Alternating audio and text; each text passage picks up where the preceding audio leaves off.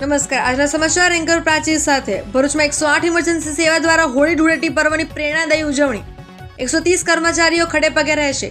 ભરૂચ શહેરમાં Gujarat 108 emergency service દ્વારા હોળી ધૂળેટી પર્વની અનોખી અને પ્રેરણાદાયી રીતે ઉજવણી કરવામાં આવી હતી. આ પ્રસંગે EME જીતેન્દ્ર ત્રિપાઠી, હનીફ બલુચી તેમજ 108 એમ્બ્યુલન્સના અન્ય કર્મચારીઓ બહોળી સંખ્યામાં હાજર રહ્યા હતા. તહેવારની ખુશીઓ અને રંગોની મસ્તી વચ્ચે પણ પોતાની નૈતિક ફરજ અને સેવાભાવનો અકબંધ જળવાઈ રહે તેવા દ્રઢ સંકલ્પ સાથે સમગ્ર ટીમ દ્વારા એકબીજાને શુભેચ્છાઓ પાઠવવામાં આવી હતી.